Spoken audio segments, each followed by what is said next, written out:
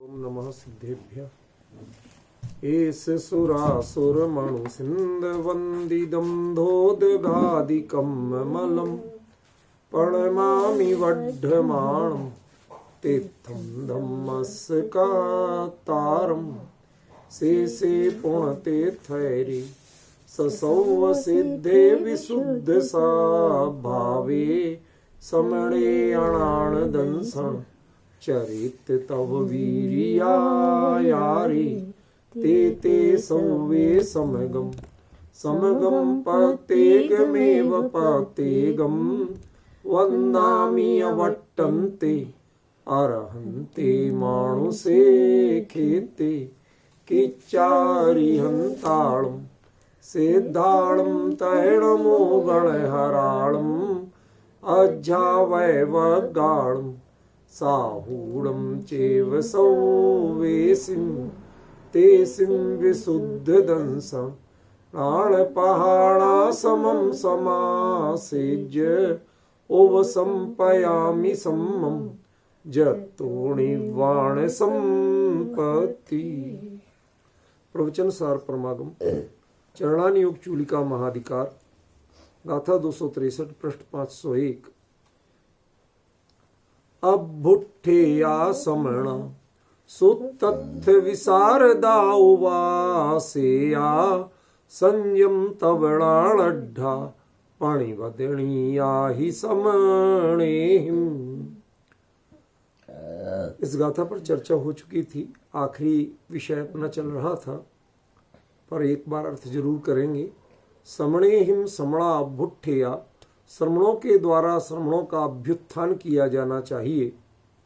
श्रमणेहिम सुतथ्य विशारदा उवासेया, श्रमणों के द्वारा सूत्र और अर्थ के जो विशारद हैं उनकी उपासना करना चाहिए।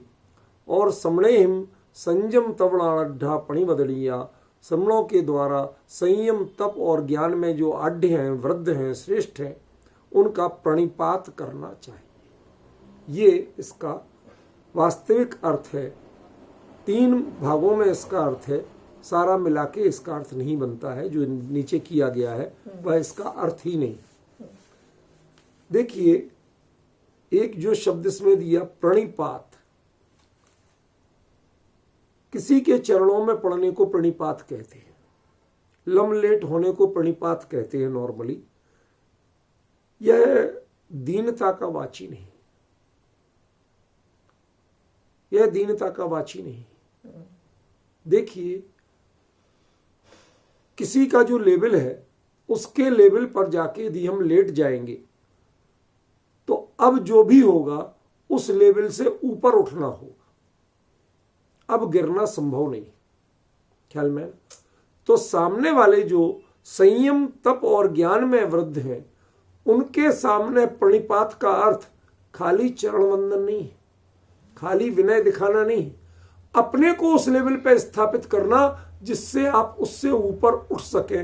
उससे नीचे के गिरने का कोई चांस नहीं, उसको आप अपना आधार बना लो। समझ गए ना? उससे नीचे गिरने का कोई चांस ही नहीं हो।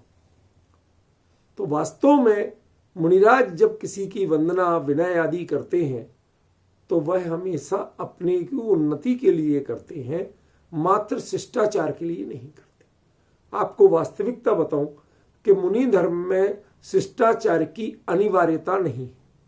ये बहुत जिम्मेवारी से बोल रहा हूं, अनिवार्यता। वो करते नहीं है ये नहीं कह रहा हूं, करना नहीं चाहिए ये भी नहीं कह रहा हूं, अनिवार्यता नहीं। कैसे? जैसे कोई मुनिराज यदि सप्तम गुण स्थान में जाते हो और उसी समय उनके आचार्य सामने आए और वो उनको वंदना नहीं करे तो कोई दोष नहीं।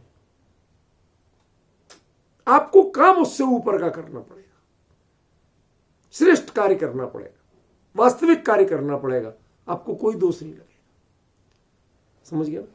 मुनिराज यदि आत्म ध्यान या चिंतन में लीन रहे, भोजन आदि का विकल्प ही नहीं करें, तो उन्हें ईर्ष्या समिति पालन नहीं करने का दोष, क्योंकि जब चलेंगे ही नहीं तो ईर्ष्या समिति पालन नहीं की, 5 समितियों में से कोई नहीं की, तो कोई दोष नहीं। ख्याल में? ये बाहरी औपचारिकता है, ये जो बंधन है, ये तो आपको जब आप स्वरूप से बाहर आकर के विचरण करते हैं तब के लिए सारी चीजें हैं। यदि आप स्वरूप में समाने का प्रयास करते हैं या उसके चिंतन मनन में लीन है तो आप पर कोई दोष लागू नहीं पड़ता कि आपने किसी का शिष्टाचार किया या नहीं किया। ख्याल में यह अनिवार्यता ही नहीं, तो हमें समझना पड़ेगा कि फिर ये प्रणिपात क्यों बताया।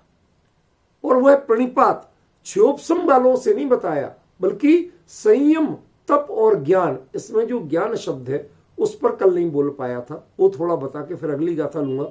बहुत महत्वपूर्ण गाथा है अगली। संयम में वृद्ध, तप में वृद्ध और ज्ञान में वृद्ध। संयम और तप को तो साधना मार्ग में हम श्रेष्ठ मानते हैं, लेकिन ज्ञान में यदि बहुत ज्यादा शास्त्र ज्ञान हो तो उनको क्या यहां ज्ञान वृद्ध कहा है? ये अच्छी तरह समझ लेना कि यहां शास्त्र ज्ञान और क्षोभसम की अभिप्राय या अपेक्षा नहीं है। ज्ञान में वृद्ध माने संयम और तप संबंधी ज्ञान में वृद्ध।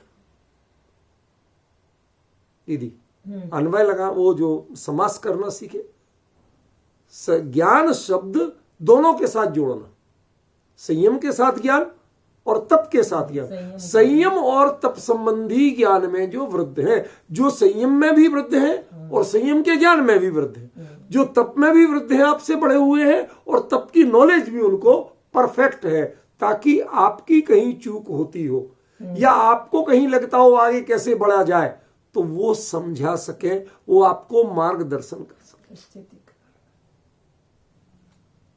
परिस्थितियां बदल रही, व्याख्यान बदल रहा है, नहीं तो संयम और तप के बाद में ज्ञान की कीमत कहीं नहीं। ज्ञान के क्षोभसम की कीमत तो पंडितों को हो सकती है, मुनि धर्म में क्षोभसम की कोई कीमत नहीं है। हमारे यहां तो शिवभूति जैसे केवल ज्ञानी हो जाते हैं और उनको कुंद कुंदे जैसे वंदना करते। बताइए, कुंद कुंद ने किसी का उल्लेख किया अपनी गाथाओं में? नहीं किया है? और खुद इतने बड़े ज्ञानी और पारगामी क्षोभसमी होते हुए भी नाम लिया तो किसका लिया? शिवभूति, जिन्हें 2 अक्षर याद नहीं होते। इसका मतलब है क्लियर कि कुंद कुंद अच्छी तरह मानते हैं कि मुनि धर्म की साधना के मार्ग में क्षुद्र क्षोभसम की कोई कीमत नहीं। ख्याल में? फिर यहां ज्ञान वृद्ध में की प्रणिपात करना चाहिए, बात क्यों आई ये आपको समझना पड़ेगा। किसके ज्ञान में वृद्ध? जो मुनि धर्म की साधना में जो ज्ञान जरूरी है, उसकी नॉलेज जिन्हें ज्यादा है, उनकी आपको शरण लेना पड़ेगी। दृष्टांत को सर्वांगीण मत लगाना, पर मैं जानने के लिए दे रहा हूं। अभी दृष्टांत दिए ही नहीं दीदी, अब तो दे रहा हूं, तो उसको सर्वदेश मत लगाना, आंशिक रूप में समझना। एक उच्च खानदान की बहू, उसके पहले बच्चा होना है, पहला पैदा, ठीक है ना? और उस पुराने आजकल की तो स्थितियां बदल गई, सब डॉक्टर, हॉस्पिटल, नर्सिंग होम में जाते हैं। पुराने जमाने में वो घर में एक खवासन आती थी, 9, जो मसाज वगैरह करती थी, फिटनेस पे ध्यान देती थी, वो इन चीजों को जानती थी। तो वो बहू जो पहले कभी वो आती थी घर में तो उसे कोई भाव नहीं देती थी, लेकिन अब सास ने भी कह दिया, भाई मेरे भी सारे बच्चे इसी ने कराए। अब वो उसको सबसे पहले चाय बना के लाती है। खवासन चाची आने वाली होंगी, चाय बना दो। तूने जीवन में तो बनाई नहीं, अब मुझे उस मार्ग पे बढ़ना है जिसकी वो विशेषज्ञ। अब कौन सी जात, कौन सा धर्म, कितना कुल ऊंचा, ये सब बातों की कोई कीमत नहीं है। जो मुझे चाहिए उसका विशेषज्ञ वो है। समझ रहे ना? और वो तो विशेषज्ञ मात्र क्षोभसम वाला है, मर्म समझना। वो विशेषज्ञ काय का है? क्षोभसम वाला है। ये तो जीवंत खुद करके बताते हैं, ये तो खुद साधते हैं मुनिराज। इनका ज्ञान क्षोभसम ज्ञान नहीं है मात्र, इनका ज्ञान जीवंत ज्ञान है। जो उनकी सांसों में प्रतिध्वनित होता है वो ज्ञान है, जो उनकी चर्या में प्रतिबिंबित होता है वो ज्ञान है। इसलिए ऐसे ज्ञान वृद्ध को बारंबार प्रणिपात करो ताकि आपसे कभी चूक नहीं हो। कल के दिन आपकी अगली पीढ़ी आपसे पूछेगी और आपको पता नहीं होगा तो क्या बताएं।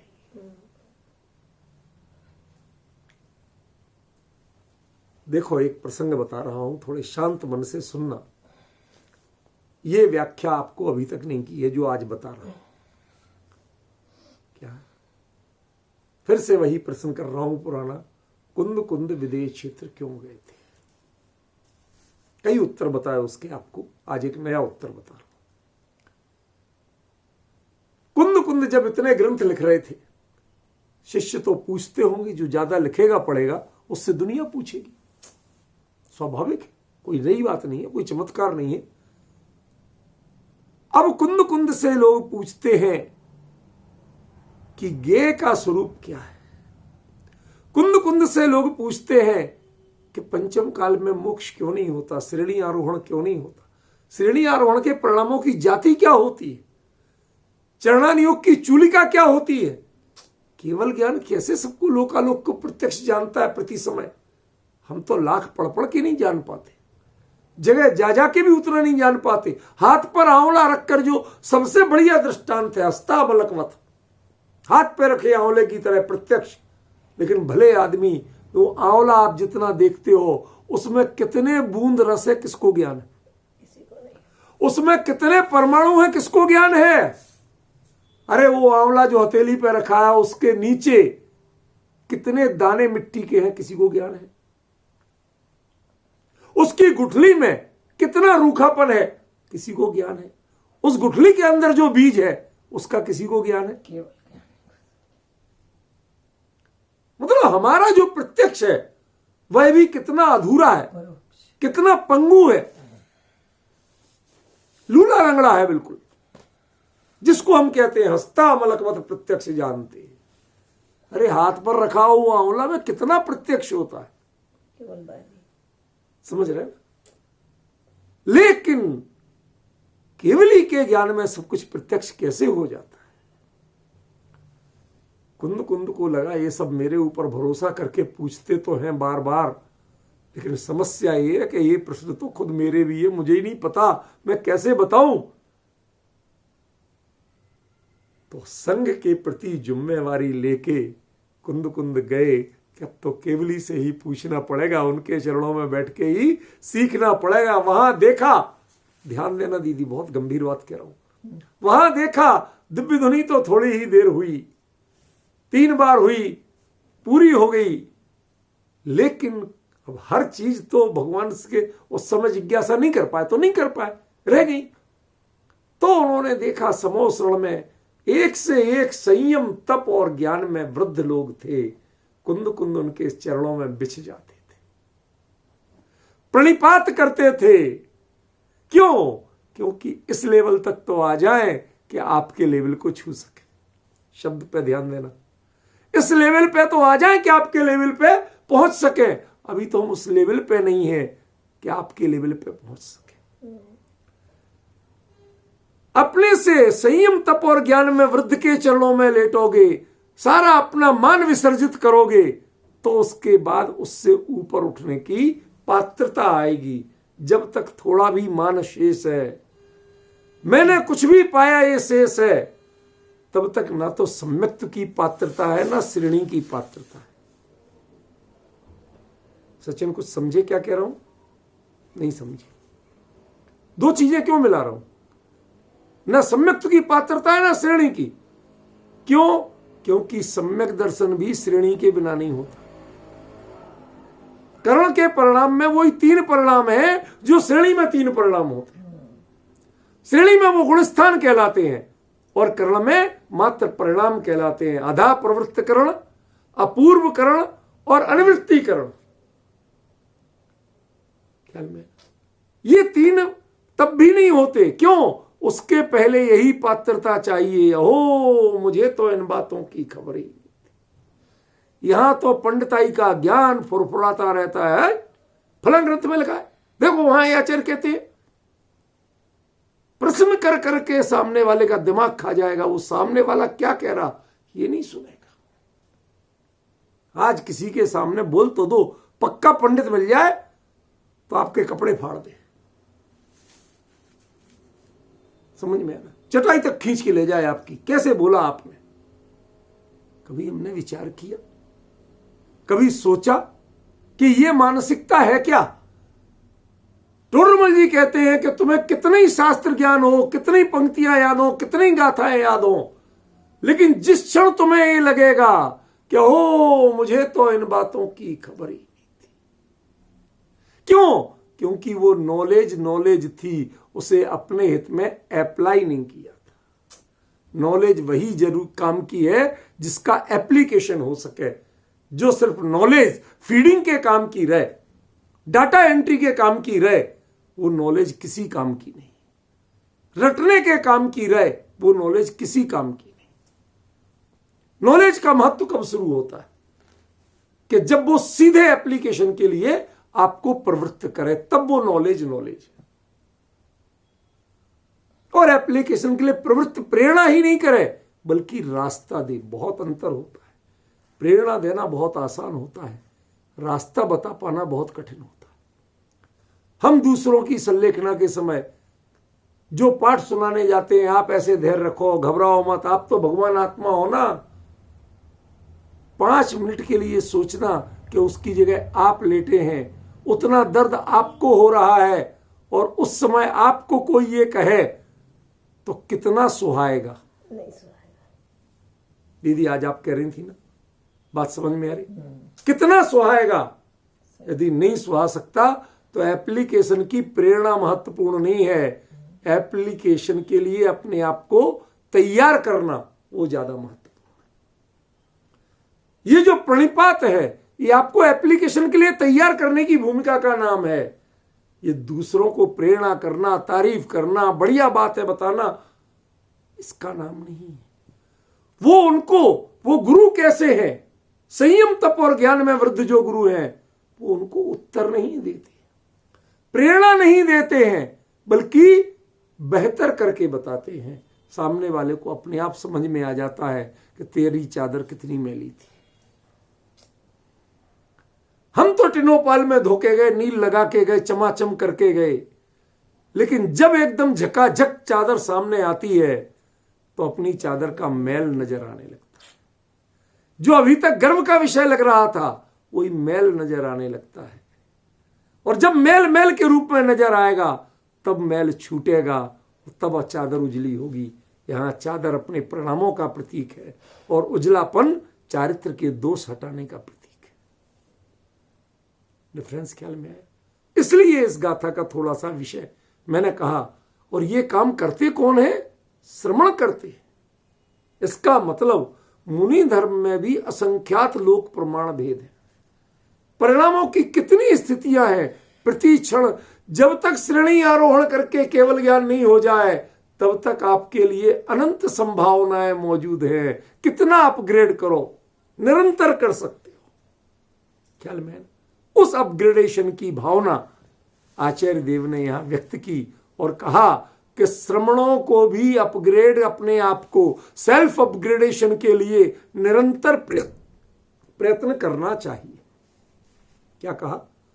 श्रमणों को सेल्फ अपग्रेडेशन के लिए निरंतर प्रयत्न करना चाहिए, ओकेशनली नहीं, अकेले प्रतिक्रमण के समय नहीं, प्रायश्चित पाठ के समय नहीं, आलोचना के समय नहीं, आपको एवरी टाइम अपने आप को प्रिपेयर करके रखना पड़ेगा, प्रति क्षण। क्योंकि हमारे जीवन में प्रमाद है ही नहीं। आप कल्पना करते हो मुनिराज का प्रमाद कैसा होता है? दीदी कैसा होता है प्रमाद मुनिराज का? किसे कहते हैं मुनि धर्म में प्रमाद? 28 मूल गुणों का पालन करते हुए इसे वो प्रमाद कहते हैं। एक एक जीव की सावधानी पूर्वक रक्षा करते हुए चलते हो उसे वो प्रमाद कहते हैं। प्रमत्त गुण स्थान है वो, अप्रमत्त नहीं है। हमने कभी कल्पना ही नहीं की कि मुनि धर्म है क्या। आप जिसे सावधानी समझते हो उसे वो प्रमाद कहते हैं, और जब आप दुनिया से बेखबर हो जाओ जिसे आप प्रमाद समझते हो उसे वो अप्रमत्त दशा कहते हैं। भाई आप जब दुनिया से बेखबर हो जाओ तो आप तो यही सोचोगे ना कि सो गए, तो आपके हिसाब से प्रमाद है, और वो यही योगिंद्र देव लिखते हैं, कुंद कुंद जैसे आचार्य लिखते हैं, जो सुत्तो व्यवहारे सो जगदी अपने कज्जे, जो जगदी व्यवहारे सो सुत्तो अपने कज्जे। जो व्यवहार में जागता है, पर में जागता है, वो अपने स्वरूप में सोता है, और जो स्वरूप में जागता है वो दुनिया के लिए सोता है, दुनिया के लिए प्रमादी है, आलसी है, कहते ऐसे तो होश ही नहीं है। डिफरेंस समझ रहे? वो मुनिराज वो बोल के नहीं बताते हैं, उनकी चादर इतनी उजली है कि उनके साथ में रहोगे तो आपको अपनी चादर के मैल नजर आएंगे। प्रणिपात करके तो देखो, जब तुम्हें अपने में गर्व रहेगा तो आपको उनकी चादर पर नजर ही नहीं जाएगा। बहुत से लोग होते मुझे क्या करना ये तय करके जाते हैं, मुझे क्या बोलना ये तय करके जाते हैं, उन्हें दूसरे ने क्या अच्छा बोला या क्या अच्छा किया कभी समझ में नहीं आता, क्योंकि उनका फोकस तो मैं पे है। इस मैं का विसर्जन करो तब तुम्हें समझ में आएगा। इसलिए प्रणिपात का अर्थ चरणों में झुकना नहीं है, प्रणिपात का अर्थ जो आज तक की उपलब्धि तुमने पाई है उसके प्रति जो संतोष का भी भाव, अहंकार तो बहुत दूर, संतोष, हाँ चलो अच्छा हुआ इतना तो हो गया, इस भाव का भी विसर्जन करो। क्यों? क्योंकि अपूर्णता में तृप्त होना ये कायरों का लक्षण है। हमें तो परिपूर्ण होना है, अपूर्ण रहना ही नहीं है, अधूरा कचरा नहीं रहना है। कुंद कुंद यदि विदेश क्षेत्र गए थे तो परिपूर्णता के लक्ष्य से गए थे, अधूरेपन के लक्ष्य से नहीं गए थे। ख्याल में है? यह है प्रणिपात का अर्थ। और इस सब में एक ही लक्ष्य है, और वो लक्ष्य अपने स्वरूप में अप्रमत्तता का। सारा मुनि धर्म यही है, स्वरूप में अप्रमत्त है तो मुनि धर्म है, और स्वरूप से प्रमत्त हैं, और जितने चाहे सावधान बने रहो तो आपका मुनि धर्म खंडित है। 28 मूल गुणों का निर्दोष पालन करके भी मुनि मुनि नहीं हो सकता है यदि वह आत्मानुभूति करना नहीं जानता, उसके जीवन में अप्रमत्तता का अनुभव नहीं है। यह बात अगली गाथा कह रही है। आपसे कहा जाए कि कौन खोटा मुनि है, श्रवणाभास कौन है, तो आप क्या कहेंगे विपिन जी? जो 28 मूल गुण का पालन नहीं करता, जो गृहीत मिथ्यात्व की बातें करता है, यही कहेंगे ना। कुंद कुंद की डिक्शनरी में श्रवणाभास का अर्थ है जो आत्मानुभूति में रत नहीं रहता, उसका निरंतर प्रयास नहीं करता, बाकी सब कामों में लगा हुआ है, वो श्रवणाभास है। चाहे वो बाकायदा शास्त्र की सारी गाथाएं याद करके सुनाए, शुद्ध सुनाए, तो श्रवणाभास है। एक रंच मात्र भी परिग्रह नहीं रखे तो भी श्रवणाभास है नहीं, हो सकता है। क्यों? यदि उसने अप्रमत्त दशा का अनुभव करना नहीं जाना, आत्मानुभूति करना नहीं जाना, और इन सब का एक्सपर्ट बना, तो वो श्रवणाभास है। लोग बहुत सुनाते हैं, अरे तुम कुछ करके देखो तो पता चले। महाराज जी को देखो, 40 साल से तो टमाटर नहीं खाए। समझ में आया? बड़े गर्व से कहते, कभी करके देखो। अरे भले आदमी, आत्मा ने टमाटर खाए कब है आज तक? किसकी आत्मा ने खाए?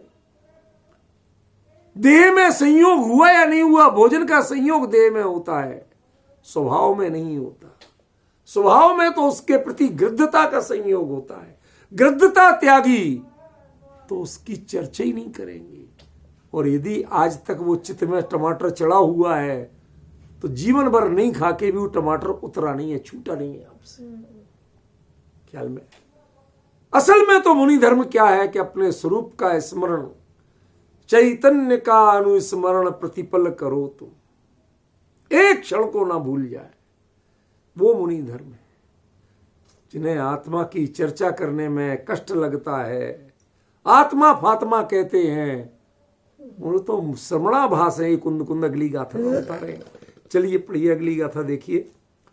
रणवधि समणोति मदो संयम तव सुत संपजो तो वी जदि सद्दहदिणाथे आद पधाणे जिणा खादे। अद्भुत गाथा, अद्भुत। रणवधि समणोति मदो, तुम ये जान लेना भगवान ने ऐसा माना है। मदो माना है ज्ञानियों ने, भगवान ने, केवली ने, तीर्थंकर परमात्मा ने ऐसा माना है कि वो श्रवण हो ही नहीं सकता। कौन नहीं हो सकता? कहते संयम तब सुत संपजुत्तो भी, जो संयम से युक्त है, तप से युक्त है और सूत्र माने शास्त्र ज्ञान से युक्त है। आज इन तीन से ज्यादा बड़ी क्वालिटी आप अच्छे से अच्छे मुनि पद धारक में नहीं खोज सकते। मिलेगा तो क्या मिलेगा? या तो आप संयम की तारीफ करें, महाराज जी देखो इतना संयम, इतना तप, इतना शास्त्र ज्ञान, आप नाम लो धबला रटी पड़ी। हम महिमा कर करके नहीं थकते हैं। और कुंद कुंद कहते हैं कि ऐसा है तो भी श्रवण नहीं है। अब बताओ आप लाओगे क्या? और इनसे बेहतर कुछ ला सकते हो? आज जितने हैं वो ज्यादा से ज्यादा बताएंगे तो जो गड़बड़ है वो तो बेचारे खुद ही सिर झुका के रह जाते। भाई साहब ये तो काल दोष है, ये तो पंचम काल है भैया, चौथे काल का। लेकिन जो अपने आप को चौथे काल के मानते हैं वो भी अपनी पूंजी, अपनी पोटली खोल के दिखाएं। इन तीन से ज्यादा कुछ उनके पास है क्या? या तो इंद्रिय संयम, प्राणी संयम है,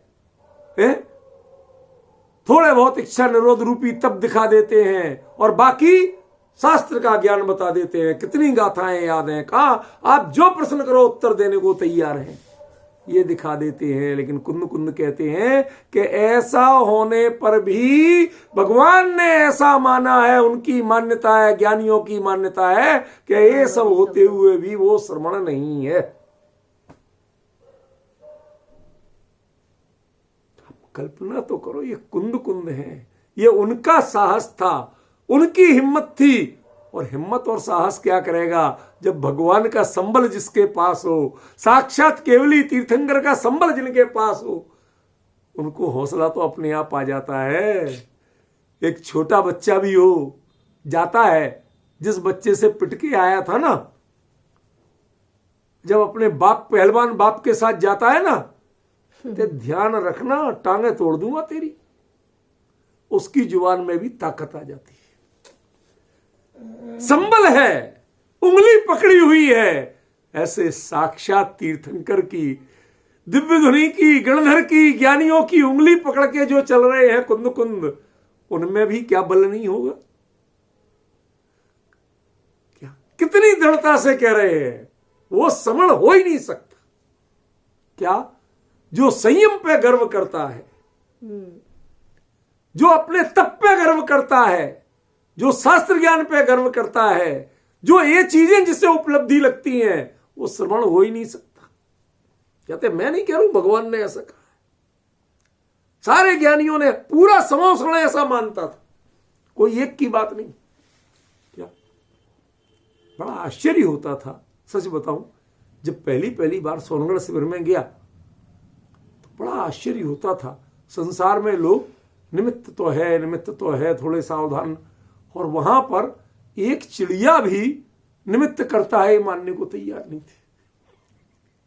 दुनिया में जाओ सब यही बोल रहे, और वहां पर ऐसा माहौल, पता नहीं कहां से छटके लोग पहुंचते थे कि एक भी निमित्त को कर्ता मानने को तैयार नहीं। अकिंचित करके समझ गए? कुछ नहीं है ही नहीं, निमित्त होता क्या है? सब संसार में की पामरता तुम्हें सिखाते थे, तुम कामी हो, क्रोधी हो, लोभी हो, मोही हो, अज्ञानी हो।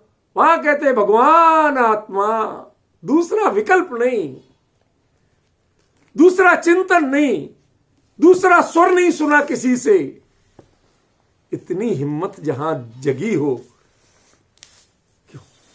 जहां ऐसा माहौल पाया हो, वहां से जो लौट के आए, मैं आपको बताऊं दीदी, वो हीरा दाऊ थे ना, हीरा लाल खजूरिया वाले हैं भी अभी, उनकी बात बताता हूं, सच्ची बात। एक बार सोनगढ़ शिविर में हमारे साथ गए, तो वहां थे, तो वो तो कोई तत्वज्ञान के ऐसे नहीं थे, लेकिन एक बार जब वो लैथपुर लौट के आए तो वहां पर मैं गया, तो एक बात कहते एक बात सोनगढ़ में देखी, तुमने कोई भी बात कह रहे हैं, तुमने नहीं मानी, तुरंत शास्त्र निकालते थे, बोलते निकाल, कहे आचार्य कहे, मानते कि नहीं मानते, तो वो वहां पर व्यंग करते थे, मजाक उड़ाते थे, जो भी करते थे, लेकिन कहते एक बात तो देखी, समझाणु का ही समझ में आया, नहीं आया तो अभी आचार्य को लाता हूं बीच में, वो समझाएंगे। कौन से आचार्य चाहिए बताओ, वो लाता हूं, तुरंत ग्रंथ निकालते थे, बगल में रखते थे, इसलिए कहते थे मारा स्वामी जी एम कहे छे, समझाणु का ही, नहीं तो मैं निकाल के बताता हूं अभी यार, कैसे नहीं मानोगे, तो मानना पड़ेगा। यहां लैथपुर में जब गए हमारे साथ, तो यहां उन्हीं बातों का मैं वहां जाके बोलूंगा दृढ़ता से, कैसे नहीं है निमित्त करता, कैसे व्यवहार नहीं होता, और वहां जाके कहते यहां तो चिड़िया भी सुनने को तैयार नहीं है कि निमित्त करता है। क्या चिड़िया भी सुनने को तैयार नहीं है, इनके बीच में क्या बोलेंगे हम कि निमित्त करता है, कि व्यवहार से कुछ होता है, कोई सुनने को। ऐसे भगवान की वाणी समो शरण। वहां से कुंद आए, वो कहते हैं कि भैया हम जहां से आए हैं ना, वहां संयम तप और शास्त्र ज्ञान से जो संयुक्तपना है, इसको जो श्रमणपना मानते हैं, कहते वहां तो चिड़िया भी ऐसा नहीं मानती थी। शास्त्र ज्ञान हो गया तो क्या हो गया, तेथीसु, क्या सोनगढ़ में अक्सर एक शब्द चलता था, ये हो गया तेथीसु, तो क्या हो गया मतलब एकदम उड़ा दिया, दो कौड़ी का है? सरसेठ हुकुमचंद बोचे, अब जोनी संपदा सेठ तेथीसु, ढोर थसे, धूल छे माटी छे, ढोर थसे, इसके चक्कर में पड़ा रहा तो अगले जन्म में ढोर होगा।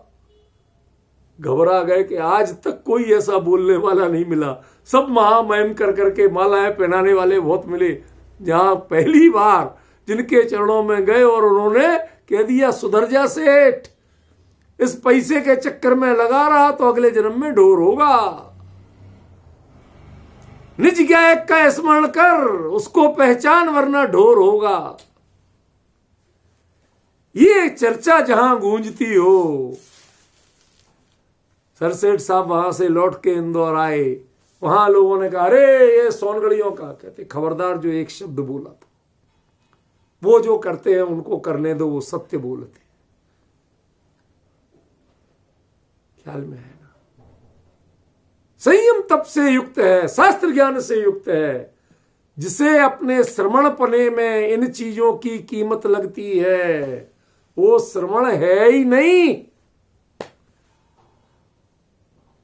क्या गजब है, ये कुंद है जो ये कह सकते हैं, समय प्रवचन सार है, ये भगवान सिमंदर परमात्मा की वाणी है कि जिसे संयम में कुछ लगता है, मैंने इंद्रिय संयम किया, मैंने प्राणी संयम किया है, मैंने स्पर्श इंद्रिय के विषय को नहीं भोगा, मैंने रसना इंद्रिय का लालच नहीं किया, तू बावड़ा है क्या? आत्मा में स्पर्श और रसना इंद्रिय है क्या? वो इनको जानता है क्या? वो तो इनको पहचानता भी नहीं है। नहीं है ऐसा, बताता हूं। आप किसी आदमी के साथ ट्रेन में बैठे हुए आराम से जा रहे थे, बतिया रहे थे, वो भी प्यार से बोल रहा था, आप भी चलो अच्छा आदमी मिला, कम से कम टाइम पास हो जाएगा। अब इतने में 4 स्टेशन बाद अचानक पुलिस चढ़ी ढूंढते हुए, और उसने देखा हाँ ये तुरंत उसको हथकड़ी लगाई ले गए। अब उसके बाद में पूछते हैं, हाँ भाई सेठ जी बताओ कौन है आपका? कोई नहीं। लो आपके साथी बता रहे, इन्हीं से बात कर रहा था, इन्हीं के साथ बैठा था। नहीं मेरे साथ नहीं बैठा था, वो अपनी सीट पे बैठा था, मैं अपनी सीट पे बैठा था, जानते ही बगल बगल में बैठे थे। क्या जानते? पता नहीं, ऐसी वो तो बातें कर रहे थे। क्या बात कर रहे थे मुझे क्या पता, यूं ही टाइम पास कर रहे थे। आप तत्काल सारे परिचय से इनकार करने लगते। जितना परिचय हुआ भी उसको व्यर्थ मानने लगते हैं, उसको सार्थक नहीं मानते हो। ऐसे ही जब ज्ञानियों के सानिध्य में आते हो तो लोक का जितना परिचय है, जितना इंद्रिय संयम प्राणी संयम का भाव है, यदि इसमें कर्तापना, इसमें अहम बुद्धि, इसमें मम बुद्धि ये नहीं निकले तो समझना अभी श्रवण दीक्षा आपकी हुई नहीं। नग्न हुए हो, श्रवण नहीं बने हो। पिच्छी कमंडल का बोझ ढो रहे हो, श्रवण नहीं बने हो। श्रवण पृच्छी कमंडलू से नहीं बनते, नग्नता से अकेले नहीं बनते। श्रवण नग्न होते हैं, पृच्छी कमंडलू हाथ में होते हैं, सही है, इसका निषेध नहीं है, लेकिन इनसे श्रवण नहीं बना जाता है। श्रवण बना जाता है कि जब संयम का भी बहुमान हृदय से छूट जाए, उसका अहंकार मन में से छूट जाए, उसके प्रति गर्व का भाव छूट जाए। क्या कहते हैं जरा विचार तो करो। संयम पालते हुए भी संयम के प्रति गर्व का भाव, उसमें अहमपना ना लगे, ममपना ना लगे, मैंने ऐसा किया, ये तो मेरा धर्म है। क्यों? क्या है? ये जीवों की रक्षा करना तो मेरा धर्म है ना। आप कहो तो क्या करे, नहीं करे रक्षा, रक्षा होगी, इसमें कोई शक नहीं, और दूसरों से बेहतर होगी, इसमें भी शक नहीं, लेकिन उसमें अहमपना और ममपना नहीं होगा, इसमें भी कोई शक नहीं। यदि श्रवण हो, खतरा संयम होने में खतरा नहीं है, लेकिन संयम है क्या? वह इंद्रिय और प्राणियों पर आधारित है, वह स्वरूप में आधारित है कहां? जिसकी पहचान पर से है, वह मेरी पहचान कैसे बन जाए? शब्द ध्यान देना। जिस संयम की पहचान पर से है, उसको तुम मेरा आइडेंटिफिकेशन आई कार्ड बनाना चाहते हो। इंद्रियों पर है, पांचों इंद्रियां पर, प्राणी पर, दोनों मेरा स्वरूप नहीं, मेरी चेतना में उनका निवास नहीं, और उनको तुम मेरी पहचान बनाते हो। हमें खेद होता है। ये ज्ञानियों के स्वर जरा पहचानने की कोशिश करो। खेद होता है, तुम इनसे हमें मानते हो। क्या एक व्यक्ति किसी सभा में किसी विषय के प्रतिपादन के लिए जाए, वो घंटे भर बड़े गंभीरता से, बड़े प्रमाण के साथ विषय का प्रतिपादन करे, और लास्ट में उसके वोट ऑफ थैंक्स के लिए जो खड़े हों, तो वो बोले, भाई साहब कुछ भी कहो, इतनी शानदार ड्रेस मैंने किसी और विद्वान की नहीं देखी। अरे भाई साहब, इनके तो जूते भी 10-50 हजार के थे। क्या कहेगा वो विद्वान? किन मूर्खों के बीच में आ गया। गलत जगह आ गया। मैं इन्हें घंटे भर जो सुनाया, उसकी कीमत नहीं हुई, उसको नहीं पहचाना। इन्हें कपड़े दिख रहे, जूते दिख रहे, आया भी मर्सिडीज में था। भाई साहब, आजकल पंडित लोग कहां मर्सिडीज की सोच सकते, मर्सिडीज में आया था। आजकल बहुत से पंडित हो गए ऐसे जिनकी मर्सिडीज आइडेंटिफिकेशन बन गई, जिनकी लाखों की कमाई आइडेंटिफिकेशन बन गई। गर्व से सुनाते हैं, एक व्याख्यान का 8-8 लाख 10-10 लाख रुपए लेते। इट्स ट्रू, नाम नहीं ले रहा हूं, बाकी आप सब समझदार जानते हैं, और जिनवाणी की गद्दी पे एक शब्द गलत नहीं बोलो। समझ में? अरे अभी तक विद्वान क्यों थे आप? क्योंकि दूसरे मर्सिडीज की पहचान कर रहे थे, तो आपको खेद हो रहा था कि ये मेरी पहचान मर्सिडीज से क्यों कर रहा है। मैंने 1 घंटे जो बोला उसकी कीमत नहीं हुई, मर्सिडीज की कीमत कर रहा है तू कुर्ता कितना कीमती है इसकी कीमत कर रहा है तू, सब बाहरी चीजों की कीमत कर रहा है। मैं तेरे पास एक स्कॉलर के रूप में आया, शास्त्र की चर्चा के रूप में आया, उसकी तेरे को कोई एक मुंह से शब्द नहीं निकला, खेद है। मर्सिडीज में आया ये बड़ी बात नहीं है, झूठी बात भी नहीं है, आया हूं मर्सिडीज में, लेकिन उसके बावजूद तेरे बीच में मेरी पहचान, तेरे से मेरा रिश्ता उस तत्व ज्ञान का था, मर्सिडीज का रिश्ता नहीं था। यदि तू मर्सिडीज से मुझे अच्छा मानता है, इसका मतलब मैं शर्मिंदा होऊंगा। क्यों? क्योंकि मैंने आपको तत्व नहीं दे पाया, आपके दिमाग में मर्सिडीज चढ़ा पाया, लेकिन मैं तत्व नहीं दे पाया। कल से पैदल लाऊंगा आपके पास, ताकि तत्व तो सुनो। क्या अंतर पड़ रहा है विपिन जी, पहचान रहे हो? क्या अंतर पड़ रहा है? संयम से संयुक्त होना एक चीज है, और मैं संयमी हूं ये मानना दूसरी चीज है। जीवन में संयम पलना अलग चीज है, और संयम में अहम पना मम पना होना अलग चीज है। जिसे लगता है मैं संयमी हूं, वो श्रमण नहीं है, साधु नहीं है, जैन साधु नहीं है वो। तो क्या कहूं, असंयम पालूं? कहते फिर तो तुम जैन ही नहीं, फिर तो तुम खड़े होने लायक नहीं हो, या निकलो बाहर। हमारे यहां असंयम की कीमत नहीं कर रहे हैं, हमारे यहां कीमत किसकी कर रहे हैं? संयम से मुनि नहीं होते हैं। मुनिराज के जीवन में संयम होता है, लेकिन संयम पर वो कभी गर्व नहीं करते हैं, अपनी पहचान नहीं मानते हैं। मैं संयम से युक्त हूं, ऐसा एहसास भी उन्हें नहीं होता। संयम पलते हुए भी संयम का एहसास नहीं, गर्व नहीं, हर्ष नहीं। फिर क्या उनकी तृप्ति का विषय है कि आद पधाड़े, जिसमें अपना स्वरूप की प्रधानता है, ऐसा जो तत्व ज्ञान है, बस वही मेरी पहचान है, और कुछ मैं जानता नहीं। क्या कोई है करणान योग के पंडित जो 14 गुण स्थान, मार्गणा स्थान, जीव समास, फड़ा ढिमका सब बता सकते हैं। ज्ञानी क्या कहते हैं?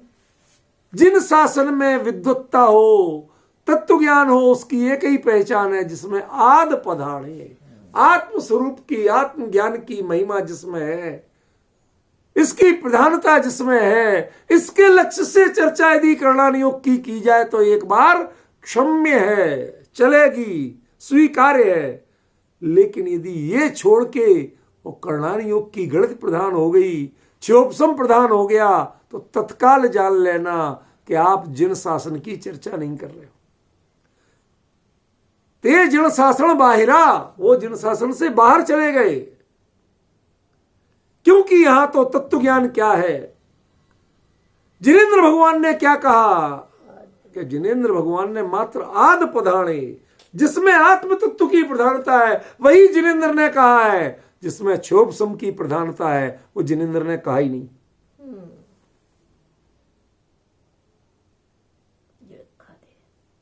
विपिन जी ख्याल में पड़ रही है? जिसमें क्षोभ सम की प्रधानता है,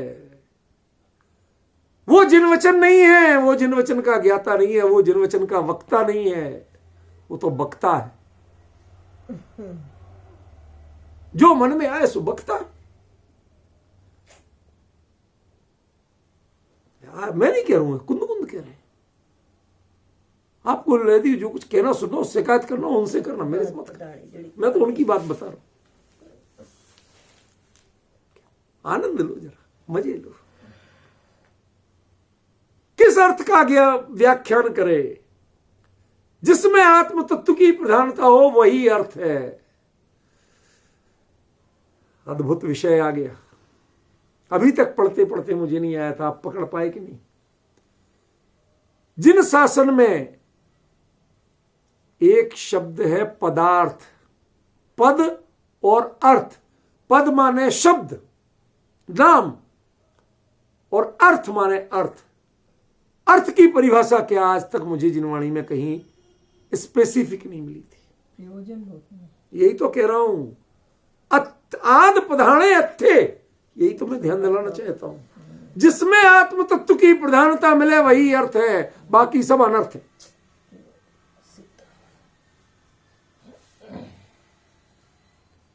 कुंद कुंद जो बोल पाए, लोगों ने तो हिम्मत नहीं कर पाई, छाया नहीं पा पाए कोई आज तक। प्रवचन सार पढ़िए तो लगता है कि हाइट ऑफ कुंद कुंद क्या है। बाकी सब ग्रंथों में जो महिमा है वो प्रवचन सार में जो लगेगी तो आपको जमीन आसमान का अंतर दिखाई देगा। क्यों? क्योंकि यहां कुंद कुंद के साथ सिमंदर स्वामी खड़े हैं, यहां कुंद कुंद के साथ दिव्य धुनी खड़ी है, यहां कुंद कुंद के साथ सारे गणधर खड़े हैं, सुरत केवली खड़े हैं। ऐसे कुंद कुंद वो सुरत केवली से नीचे अपने किसी को गिनते नहीं तो कोई बड़ी बात नहीं, वो गुरु परंपरा को गिनते नहीं तो कोई बड़ी बात नहीं है। क्यों? क्योंकि 100 शरण में कोई किसी का गुरु नहीं होता, वहां तो परम गुरु होते हैं, बस एक तीर्थंकर परम। ख्याल में है? बाकी कोई गुरु शिष्य नहीं होता। परम गुरु जहां विराजमान है वहां बाकी सब एक लेवल पे हो जाते हैं। उनका संबल है जो गुरुदेव कह रहे हैं, कुंद कुंद आचार्य देव कह रहे हैं। एक परिभाषा बना लो, अथे आद पधाणे, जिसमें निज गायक की प्रधानता है वही अर्थ है, बाकी सब अनर्थ। वह वस्तु है ही नहीं। जिसमें मेरे गायक की प्रधानता नहीं है वो वस्तु नहीं है।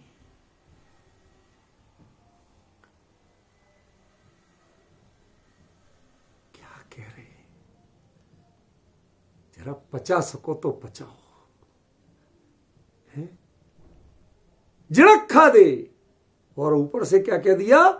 ऐसी मेरी बात नहीं है, झिड़क खा दे, ऐसा तो भगवान ने कहा है। ऐसा भगवान ने कहा। अभी मैं गया था ना सिमंदर स्वामी, उनने यही बात कही और कुछ कही नहीं। जिसमें निज गायक की प्रधानता नहीं है वो अर्थ नहीं है। जिसमें निज गायक की प्रधानता है उसी का नाम अर्थ है, बाकी अर्थ नहीं है। जितने चाहे अर्थ कर लेना आप, लेकिन निज गायक की प्रधानता नहीं आ पाई तो वो अर्थ नहीं है। आप जितने चाहे बड़े व्याख्याता बन जाओ, सारी डिक्शनरियां बगल में रख लो, हैं?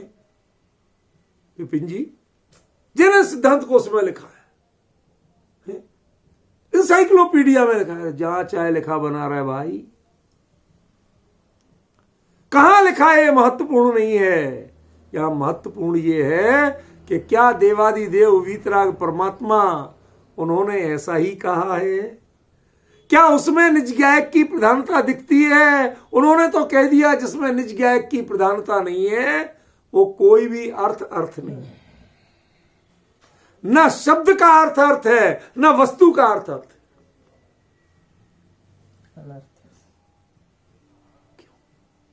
आग किसे कहते हैं? आग का अर्थ क्या है?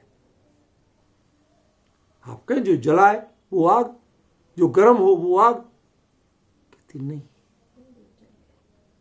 आग का अर्थ क्या है? कि सर्दियों में जो मेरे काम आती है, जिसको हम सेकते हैं, वो आग। रोज जो रोटी बनाने में काम आती है, जिस पे हम रोटी सेकते हैं, वो आग है। जो मेरे घर का छप्पर जला दे, मेरे कपड़े जला दे, मेरी उंगली जला दे, वो आग नहीं। जिसमें मेरा स्वरूप विकृत हो वो अर्थ नहीं है, वह पदार्थ है ही नहीं। हम ऐसी आग को आग मानने को तैयार नहीं। क्या स्वरूप है, क्या कुंद कुंद कहते हैं। लोग कहते हैं बहुत हो गई, आगे बढ़ो। मैं तो ऐसे कुंद कुंद बांध के रख लेते खूंटे से, आगे बढ़े तो बढ़े कैसे। शब्द वो ऐसे दे देते हैं कि 100 बार बोल लो तृप्ति नहीं होती, थकान नहीं आती। गुरुदेव बारंबार कहते थे, अरे तुझे थकान आए तो संसार के सारे जीवन रोज रोटी खाता है, इससे आज तक थकान आई? नहीं आई। है? रोज सोता है, आज तक थकान आई कि यार मैं सोते सोते थक गया? क्यों? खाते खाते थक गया। रोज नहाता है, नहाते नहाते नहीं थका। संसार के विषयों से थकान नहीं लगी, जहां थकान लगना चाहिए वहां तुझे लगी नहीं। और गायक की महिमा सुनने में तुझे थकान लगती है। अब वही बात कितनी बार बोलोगे? वही रोटी रोज खाते हो, जब तो नहीं बोले तुमने कि वही रोटी कितने दिन खाओगे? क्यों? यहां वही गायक की चर्चा यदि 2 बार बोल लो, कब तक रिपीट करोगे? आचार्य कहते हैं अत्र अध्यात्म शास्त्रे पृष्ठ पेषणम दोषो नास्ति। अध्यात्म शास्त्र में पुनरुक्ति दोष नहीं है, टोडरमल जी ने लिखा है मोक्ष महाप्रकाशक में। अन्य में दोष हो सकता है, अध्यात्म में पुनरुक्ति दोष नहीं है। बारंबार, अरे यहां तो अनुप्रेक्षाएं होती हैं, विषय नहीं बदलता है। विषय जितना रोटेट होता है तब वो अनुप्रेक्षा बनती है, वरना वो नॉलेज होती है, वरना वो क्षोभसम है। लेकिन जब वह इतना प्रिय लग जाए कि वही की वही घोखते रहे, दूसरे में उपयोग ना जाए, तो उसे अनुप्रेक्षा कहते हैं। और अनुप्रेक्षा मोक्ष के साधन है, मोह मिटाने के साधन है।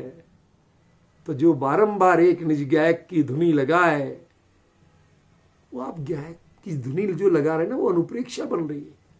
यदि आप एक बार बात कहते हो तो चर्चा है, और बारंबार उसी में उपयोग रम जाता है। रमाते हो, रिपीट करते हो नहीं, रम जाता है। कब दोबारा बोला जाता है पता ही नहीं चलता। समझ में आया? वो एक धारा बन जाती है अंदर की। गुरुदेव ने जीवन में किसी को कभी गधा घोड़ा नहीं कहा। भगवान यदि अनवरत हो निज आत्मा की भावना। वो कहते हैं, कोई टोके, अरे महाराज ये तो कुत्ता है। भगवान आत्मा है भाई। जीवनधर स्वामी से पूछो, यदि उन्होंने उसमें भगवान आत्मा नहीं देखा होता तो मरते समय कुत्ते को णमोकार मंत्र पंच परमेष्टि का स्मरण, निज गायक की महिमा क्यों सुनाते? वो जिन्हें कुत्ते में कुत्ता दिखता है उनकी गति त्रियंच होती है, और जिसमें प्राणी मात्र में गायक दिखता है, सिद्ध समान सदा पद मेरो तेरो ये दिखता है, उनकी गति वो होती है। वह वास्तव में जिन शासन का मर्म जानते। क्यों? क्योंकि जिणक खादे जिनेन्द्र भगवान ने ऐसा कहा कि आद पधाणे अत्थे, जिसमें निज गायक की प्रधानता है वही अर्थ है। वह वस्तु रूप अर्थ भी वही है और मीनिंग रूप अर्थ भी वही है, बाकी सब अनर्थ। जब तक वो रोटी बढ़िया फुलाती है तो आग आग है, वह घर की जरूरत है। और जिस दिन वह गैस खुली छूट जाए और किचन में आग लग जाए तो साहब ये कहां से कहां गैसें आ गई। पहले चूल्हे की लकड़ी होती थी, वो पानी डाल के बुझा देते थे तो वो अपने आप जलती नहीं थी। ये तो पाइप लाइन में भरी होती, ये तो बंद होती ही नहीं। कितने नॉब बंद करोगे? कहीं ना कहीं वो तो है आपके घर में। समझ गए ना? खतरा है। जब तक वो प्रिय है, जब तक वो आपका प्रयोजन पूरा कर दे, तब तक हर घर में चाहिए। और जिस दिन छप्पर में लगने लगे उस दिन वह मां हत्यारी आग है। गालियां देते, तेरे आग लगे, गालियां देते, वो आग गाली बन जाती है, तिरस्कार का प्रतीक बन जाती है। क्यों? क्योंकि उसमें आपने अनर्थ की प्रधानता देख ली, पर की प्रधानता देख ली, आद की प्रधानता नहीं देखी, गायक की प्रधानता नहीं देखी। यह अपराध कर दिया आपने। अब वो अर्थ नहीं रही। क्या स्वरूप है, क्या चर्चा है, कैसे बताएं और कैसे समझाएं। ये कुंद कुंद जादूगर की तरह काम करते हैं। एक शब्द बोल जाएंगे और आपको घूमते रह जाओ, वो मिठास चित्त से नहीं उतरे, मिठास चित्त से नहीं उतरे। समझे? बारंबार जैसे किसी की आपकी प्रशंसा के शब्द बोल दो तो वो मन में मिश्री की तरह घुलते हैं। ऐसे तत्व ज्ञान की रुचि वालों के लिए निज गायक की महिमा के ऐसे शब्द जब मिलते हैं, कहते अथे याद पधारे, जिसमें निज गायक की प्रधानता वो ही अर्थ है, बाकी सब अनर्थ है। How can you identify this? क्या पहचान सकते हो और प्रूव कर सकते हो, प्रमाणित कर सकते हो? नहीं ना, मैं कर सकता हूं और अभी कर सकता हूं। द्रव्य और अर्थ, पदार्थ, इनमें दृष्टिभेद क्या है? द्रव्य जानकारी का विषय होता है, उसमें प्रयोजन की प्रधानता नहीं होती। पर तत्व और पदार्थ के विवेचन में प्रयोजन के अनुसार सारी परिचय है, सारी संज्ञाएं हैं, उसमें कहीं भी नॉलेज के लिए कोई चीज नहीं। आश्रव का परिचय देंगे तो साथ में कहेंगे आश्रव दुखकार घनेरे। यदि आपने दुखकार घनेरे नहीं जाना तो आश्रव का परिचय नहीं हुआ आपको। राग द्वेष मोह का होना आश्रव है, कर्मों का आना आश्रव है, ये आश्रव की पहचान नहीं है। साथ में जानना कि ये तेरे स्वरूप के लिए घनेरे दुखकार है, अब तुमने आश्रव को जाना। ये आश्रव पदार्थ का परिचय है। उसके पहले जो था वो अर्थ नहीं था। जो क्षयोपशम का विषय बनता है वो अर्थ नहीं है, जो आपको स्वरूप में सावधान करे वो अर्थ। प्रयोजन का शब्द चुन के रखिए, जो स्वरूप में सावधान करे वो अर्थ है, बाकी तो जो क्षयोपशम को बड़ा है वो अनर्थ है। ये परिभाषाएं सुनी नहीं होंगी, ये कुंद कुंद सिखा रहे ये परिभाषा, मैं नहीं कह रहा हूं, मेरा कोई श्रेय नहीं है इसमें, ये सारा श्रेय कुंद कुंद का है। अथे याद पधाणे जड़खा दे, जिनेन्द्र भगवान ने कहा है कि आत्मा की प्रधानता से जितना वस्तु स्वरूप बताया जाए, जितना अर्थ किया जाए, जितना विवेचन किया जाए, बस वही अर्थ है, बाकी सब अनर्थ है। जरा विचार तो करो। और ऐसा जो ना श्रद्धा दी, ऐसा जो श्रद्धान नहीं करता और उल्टा संयम तप और शास्त्र के ज्ञान में अपने आप को पंडित मानता है, ज्ञानी मानता है, साधक मानता है, वो श्रवण नहीं हो सकता, 3 काल में नहीं हो सकता। शब्दों को पहचानो। अब आज यदि ढूंढने निकलोगे, किसी से पूछो, मैं आपको सही घटना बताता हूं। दीदी 6-7 साल का था, पाठशाला में पढ़ना शुरू किया था, जब की बात बता रहा हूं। तो एक दिन दोपहर में किसी काम से माता जी ने मंदिर भेजा, तो वहां लैतपुर में तो महाराजों का आना कॉमन बात थी। महाराज जी बैठे हुए थे। अब उनने देखा कि कोई लड़का आया, अरे मंदिर आया तो चलो, भीड़ में तो नहीं पकड़ सकते थे, अकेले में तो पकड़ ही लो, क्या इधर मना कैसे करें, जाके बैठ गए। जी महाराज बताओ कौन हो, क्या हो, इधर किसके बच्चे हो, पूछ ली। जब उन्होंने 10-5 बातें पूछ ली तो मेरे मन का भी कीड़ा कुल बुलाया। मैंने कहा एक बात महाराज मैं भी पूछ लूं। पूछो। हमने कि आपको आत्मानुभव होता है? किसने कहा तेरे से? कि पाठशाला में पढ़ा था कि मुनिराजों को और अंतर्मुहूर्त में आत्मानुभूति होती है, ऐसा शास्त्र में लिखा है तो होती ही होगी। बिल्कुल सही घटना बता रहा हूं, बिल्कुल सही, जिनवाणी की साक्षी, एक अक्षर मिलावट नहीं कर। शास्त्र में लिखा है तो होती ही होगी। उन्हें पता नहीं है, उन्हें आत्मा पता नहीं है, आत्मानुभूति होती ही होगी, क्योंकि अब जिनवाणी कह रही। क्या मतलब विडंबना है, कैसी कैसी होती है। जिन्हें आत्मा का स्वरूप पता नहीं, अनुभूति क्या होती है पता नहीं, इतने ज्ञान से रहित हो, इतने विवेक से रहित हो, तो तुमने जिनेन्द्र भगवान के द्वारा बताए गए अर्थ को आज तक जाना नहीं है। और इस पर जिसका श्रद्धा नहीं है, ये कल बताऊंगा कि इसमें श्रद्धान शब्द का अर्थ क्या है।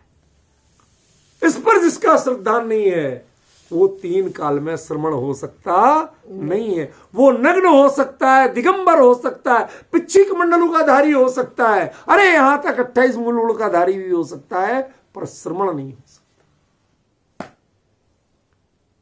कैसे नहीं हो सकता, इसका उत्तर कल दूंगा, आज समय